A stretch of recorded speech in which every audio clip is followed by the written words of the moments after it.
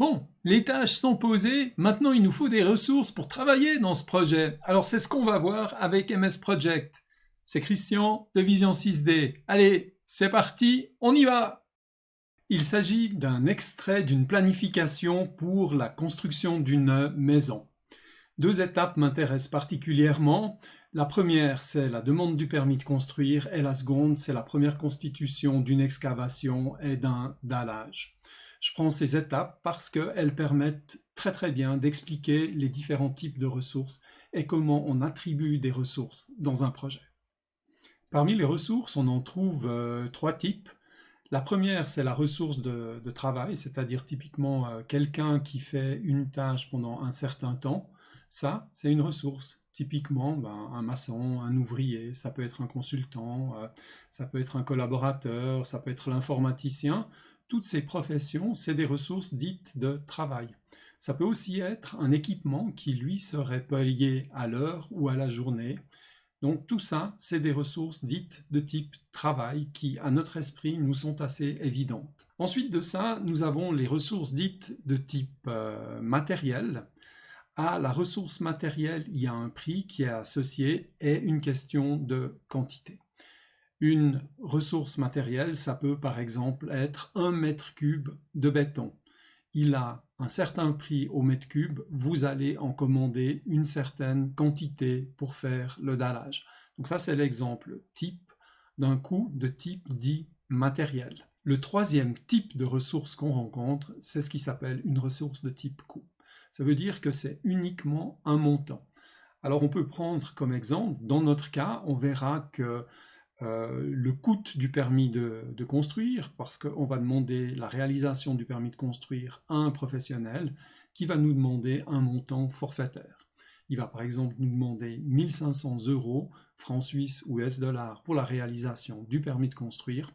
Donc ça, on va le mettre comme une ressource de type coût pour ce montant de 1500.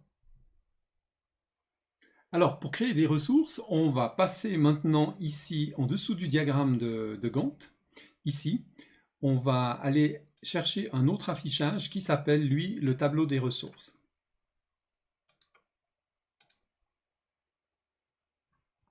Dans le tableau des ressources, on va devoir déterminer nos ressources. Alors, je vous ai dit que nous avions besoin d'un architecte. C'est celui qui va réaliser les plans et puis le permis de construire. Ensuite, on va avoir besoin d'un maçon pour réaliser le dallage. Et puis, on va avoir besoin d'un ouvrier et d'un second ouvrier. Ceci, c'est pour le faire de manière très simple. Je vais commencer par m'intéresser au maçon. Le maçon, vous voyez sur sa ligne, ici, on a des initiales qui ont été mises en place automatiquement par MS Project. Ensuite, il est déterminé comme étant une ressource de travail. Ça, c'est ce que fait MS Project par défaut. C'est toujours une ressource dite de travail. Ensuite, on vous montre ici qu'il peut travailler au maximum à 100%. C'est vous qui déterminez ça. On peut le réduire. Vous pouvez aussi l'augmenter. Ensuite, on a le taux horaire standard et un taux horaire d'heures supplémentaires. Donc moi, ce que je vais faire ici, je vais faire les choses très simplement. Je vais dire que le maçon qualifié, il est à 100 francs suisses, euros de l'heure. Ensuite, en dessous, j'ai deux ouvriers.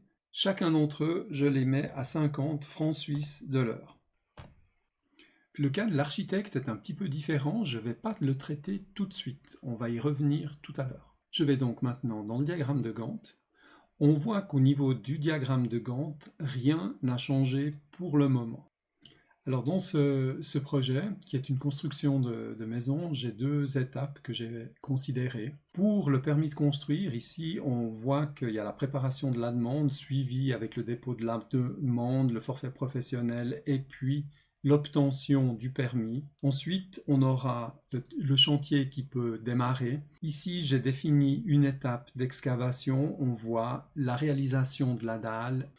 J'ai donc mis ici tout l'ensemble du reste des travaux sous une seule tâche que j'appelle reste des travaux. Donc je ne vais pas procéder dans l'ordre, mais je vais m'intéresser ici à cette partie qui est la réalisation de la dalle. Avant de poursuivre, on va s'intéresser à la colonne qui est ici et qui est le nom de la ressource. Alors, ce que j'ai déterminé, c'est que pour la réalisation de la dalle, j'avais besoin du maçon et des 2 ouvriers. Pour faire ça, je viens ici, vous voyez qu'on a la possibilité de faire s'afficher ici les ouvriers, les ressources à disposition. Donc, je sélectionne le maçon et les 2 ouvriers, et on voit que immédiatement dans la colonne sont venus s'afficher les 3 ressources utilisées pour cette tâche pour une durée de 2 jours, et sur le diagramme de Gantt ici, ils sont venus s'afficher également. Donc ça, c'est la manière la plus simple d'attribuer des ressources. Il est clair que pour l'excavation, pour la réalisation de la dalle, des ouvriers et un maçon ne me suffisent pas. Pour moi, il va être nécessaire d'avoir une excavatrice qui va travailler pendant 2 jours. Et puis ensuite, on aura également besoin de béton pour faire le dallage avec la ferraille et toutes ces choses. Mais je vais juste compter le volume de béton. Donc ça veut dire qu'il y a d'autres choses dont j'ai besoin. Donc des choses dont j'ai besoin, ça, ce sont des ressources. Donc on va devoir créer encore des ressources supplémentaires. Donc je retourne dans la partie de l'affichage du tableau des ressources. Je vais créer une ressource que je vais appeler excavatrice. MS Project me propose d'attribuer cette ressource sous une forme de travail. Alors, si je peux dire que mon excavatrice, elle me coûte 100 francs suisses de l'heure, c'est une manière de le faire. Moi, ce que je vais proposer ici, c'est de dire que c'est une ressource de coût. À savoir que pour les 2 jours, je loue une excavatrice et on m'a demandé un certain montant pour les 2 jours. Donc je vais mettre ça sous la forme d'une ressource de coût. Ensuite de ça, je vous ai dit tout à l'heure que j'avais besoin de béton armé.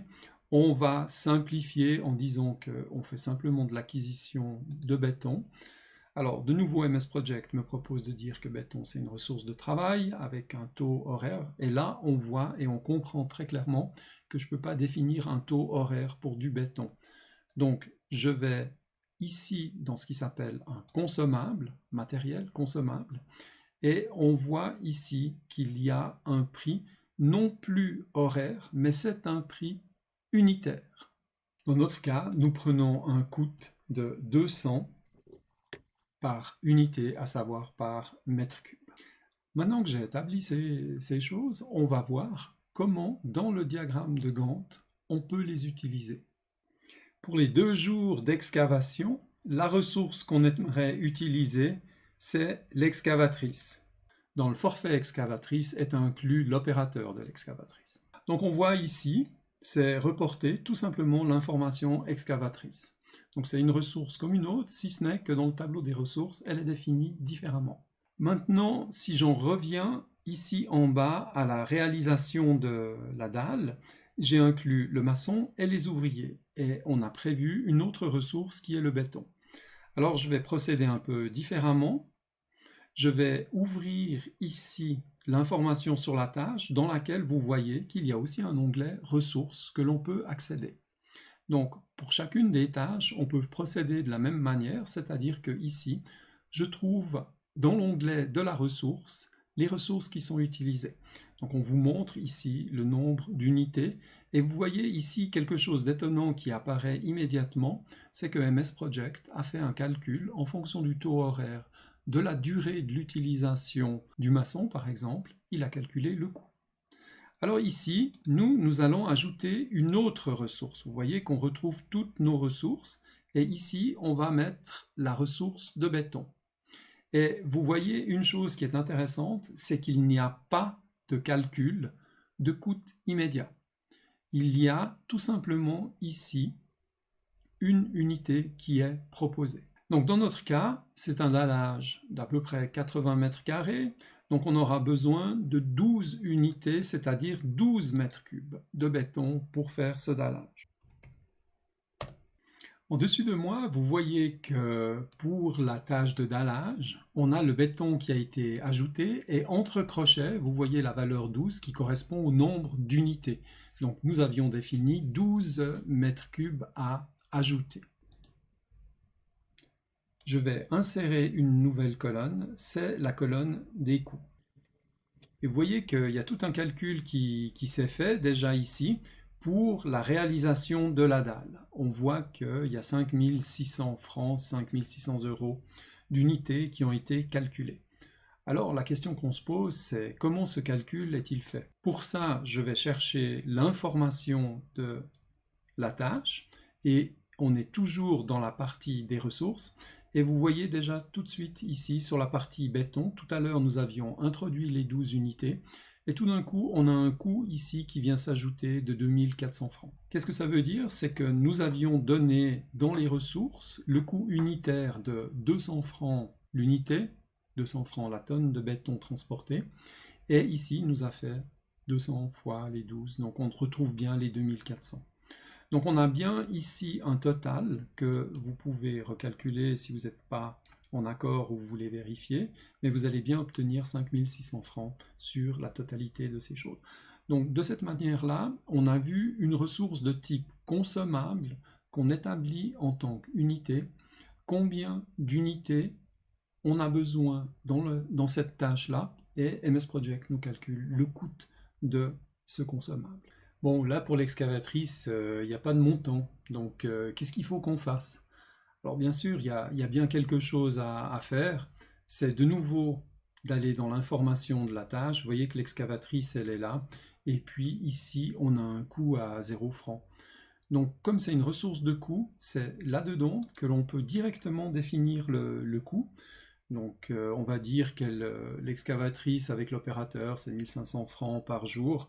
Donc à raison de 2 jours, on va dire c'est un coût de 3000. Donc on voit ici, comme c'est une ressource de coût, il n'y a pas la quantité qui est indiquée, mais directement le montant qui est indiqué. Donc on retrouve aussi ici, dans la colonne coût, le coût de l'excavatrice qui a été ajouté. Alors oui, j'en entends déjà qui disent une excavatrice à 1500 francs par jour, ça pourrait être une ressource matérielle que l'on va définir à 1500 par unité, et puis on dit qu'on en utilise 2 unités. Vous avez tout à fait raison.